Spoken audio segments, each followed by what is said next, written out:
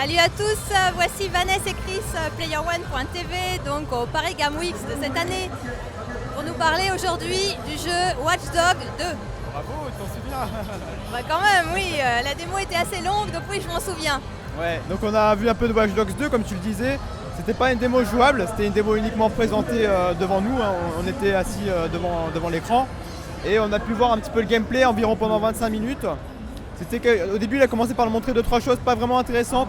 Il a pris des selfies, je sais pas si tu te souviens, il a joué avec un chien. Honnêtement, c'était pas vraiment... On a l'impression qu'ils nous ont un peu présenté les personnages, ce qu'on pouvait faire avec et éventuellement les styliser, on va dire. Voilà aussi pour montrer comment on peut changer les vêtements du personnage. Mais ça n'avait pas vraiment d'utilité pour le jeu, pour les missions par exemple secondaires, tout ça. On n'avait pas de scénario réellement. C'était vraiment, il nous a montré des choses assez inutiles à mon goût. Du coup, on avait un peu l'impression qu'il meublait dès le début. C'était assez désagréable, mais bon, on s'y fait. On a pu voir du coup aussi c'est les graphismes du jeu. Il y a un gros problème pour moi, c'est que c'est parfois très beau. Je sais pas si tu l'as remarqué. C'est assez coloré, moi je trouve, c'est assez vif. C'est vrai que c'est plutôt plaisant. Mais il y a parfois quelques moments, c'est beaucoup moins plaisant. Je sais pas, dans la ville par exemple, c'est très terne. Les textures sont pas très jolies parfois.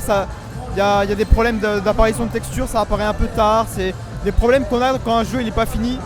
Il n'est pas fini mais il sort bientôt, donc c'est quand même un petit peu inquiétant. On va voir ce qu'il en est.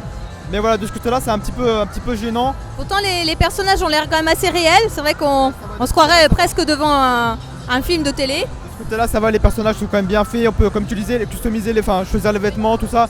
Là-dessus, ça a l'air complet.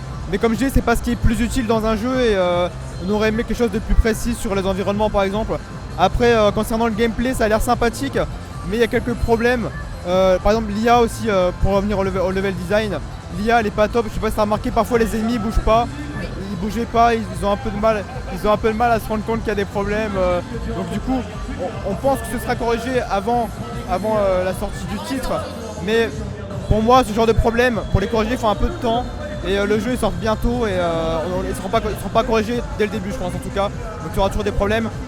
Sinon, des problèmes de physique aussi. Je sais pas si tu as vu le moment où il est rentré dans un poteau, le poteau n'a pas bougé. Oui, c'est vrai. Ça arrivait aussi. Donc on a vraiment tous les stéréotypes d'un jeu pas fini, alors qu'il sort bientôt.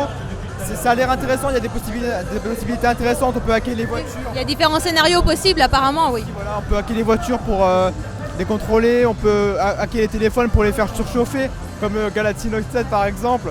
Enfin, il y a pas mal de possibilités. En termes de hacking, ça s'est amélioré, mais il y a aussi pas mal de problèmes qui font que, pour moi, ça a l'air d'un jeu pas fini, avec un bon potentiel, mais pour lequel il faudra un peu de temps encore pour voir quelque chose de précis en tout cas.